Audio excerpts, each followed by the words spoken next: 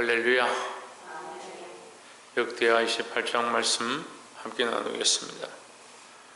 역대하 28장에는 1절에 보시면 아하스가 위에 나아갈 때에 있습니다. 이 아하스가 왕이 되는 역사가 기록되어 있는데, 이 아하스 왕의 사적이 유다 왕들 중에 가장 악한 사람 중에 한 사람이다. 이 아하스가 왜 악하냐? 하나님을 버리고 백성들도 하나님 버리도록 만들고 자신은 우상을 더욱 쫓아갔다. 그래서 유다에 큰 피해를 입힌 왕 중에 하나다, 이렇게 볼 수가 있습니다. 우리가 정신을 차리고 나도 믿음으로 서고 나와 함께 한 자들도 함께 믿음으로 서게 하는 일을 해야 될 줄 믿습니다.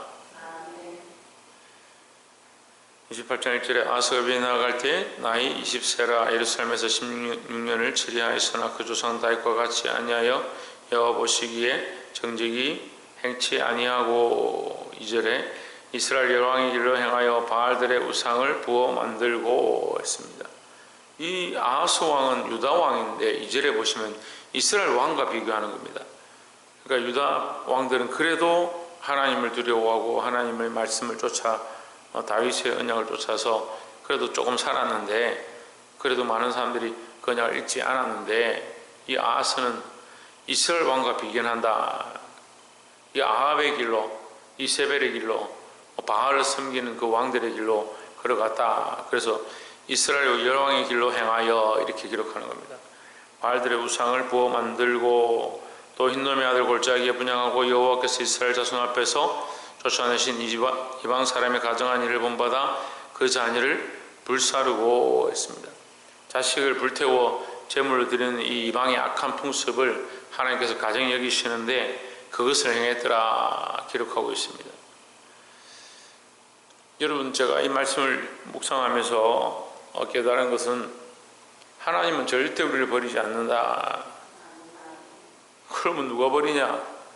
우리가 버리는 거죠. 인간이 버리는 거예요. 인간이 하나님을 버리고 인간이 하나님을 배반하는 것이지, 하나님은 절대 우리를 배반하거나 우리를 버리지 않는다라는 겁니다.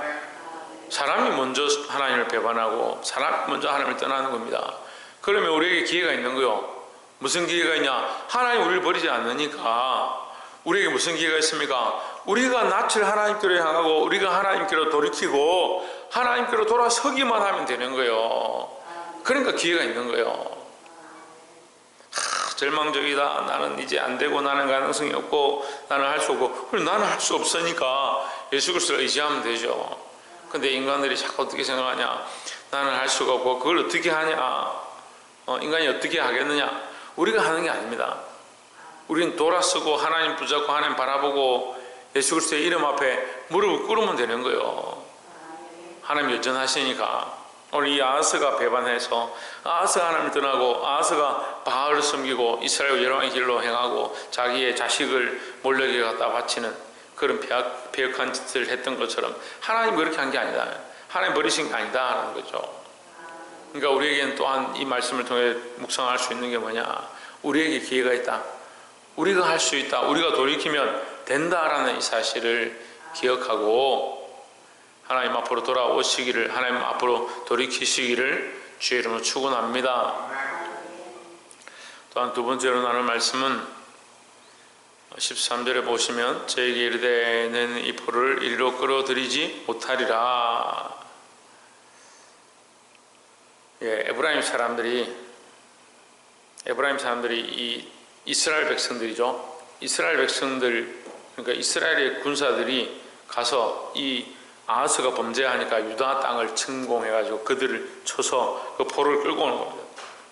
근데 몇몇 사람들이 하나님 앞에 기도하고 그 음성을 듣는데 어떤 마음이 드느냐? 우리의 형제 나라인데, 우리의 형제인데 우리가 그들을 포로로 끌고 오고 그들을 살육하고 그를 죽이는 것이 옳지 않다.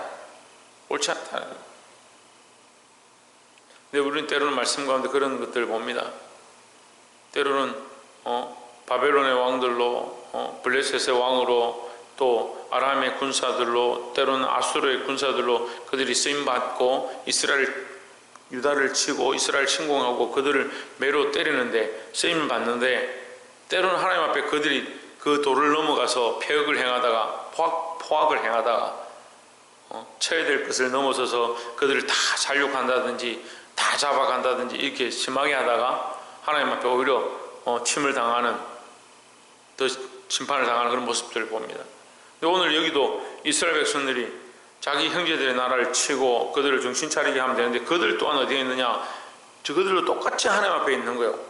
똑같이 하나님의 말씀대로 그들도 책망을 받는 거죠. 이것을 하나님이 쓰시는 도구로 쓰임받아도 우리는 넘어가면 안 된다라는 거죠. 저는 때로는 그 부모들에게 이런 것들을 가르칩니다. 교사들에게도 가르치고, 우리가 자식들을 양육하고 책망하고 이렇게 가르치다가 때로는 이 노를 주체하지 못해서 넘어가거나 감정을 주체하지 못해서 하지 말아야 될 말들을 하거나 이것으로 서로 상처가 날 때가 있더라. 그 아이들을 가르칠 때, 말씀으로 양육할 때 우리가 이거 내 감정을 넘어가지 않도록 주의해야 된다라는 겁니다. 그래서 이 포로를 끌고 왔는데 13절에 저희에게 이르되 너희는 이 포로를 우리에게로 끌어들이지 못하리라. 너희의 경영하는 일이 우리로 여호와께 허물이 있게 하매니 우리의 죄와 허물을 더하게 함이로다. 우리의 허물이 이미 커서 진노하심이 이스라엘에게 임박하였느니라 하매, 이스라엘 나라가 바알을 섬기고 하나님 떠나서 죄를 범한 지 오랜데 그것도 작은 죄가 아닌데 형제까지 끌고 와서 형제들을 살육하고 도륙하고 그들을 노예까지 삼느냐? 이거 하나님 말씀대로 하는 것이 아니다. 형제를 포로 삼지 말라고 하셨다. 너희들이 여기 데려오는 것이 합당치 않다. 이렇게 책망하는 겁니다. 14절에 이에 병기를 가진 사람이 포로에 노력한 물건을 방백들과 온 회중 앞에 둔지라.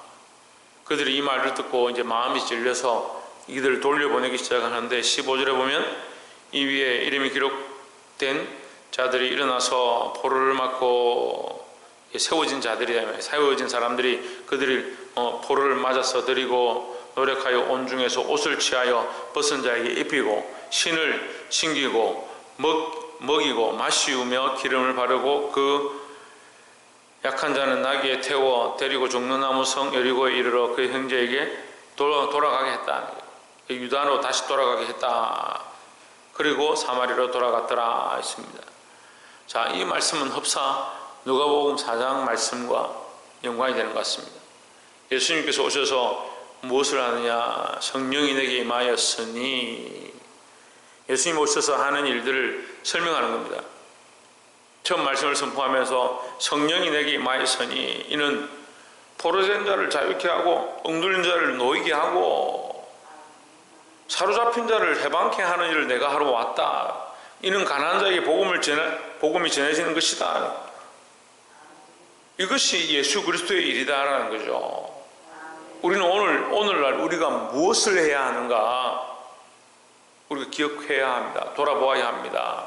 예수님 하신 일을 하는 거예요. 내일도 우리가 이제 새벽송을 밤늦게 하고 새벽에 25일 새벽에 나가서 새벽송을 집집마다 가서 하는데 우리가 무엇을 하느냐?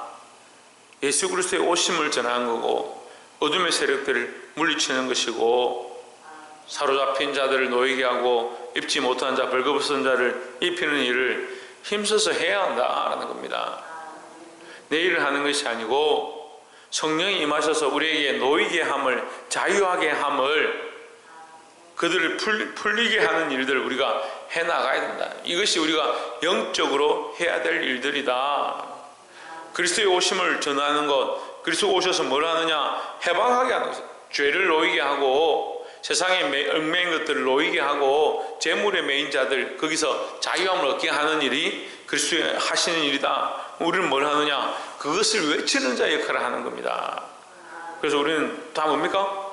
광야에서 외치는 소리다. 우리들을 지칭할 때 우리는 광야에서 외치는 자들의 소리입니다.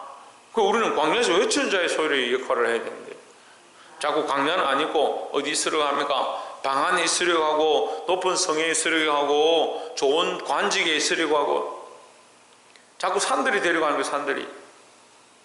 그리고 계시록이 뭐라고 합니까? 산들이 여호와 앞에서 무너지고 높은 성들이 높은 바위가 바다에 떨어진다. 이게 무슨 말이냐? 교만하고 세상의 권세를 쫓던 자들이 그리스도가 오실 때 다 무너진다는 거죠.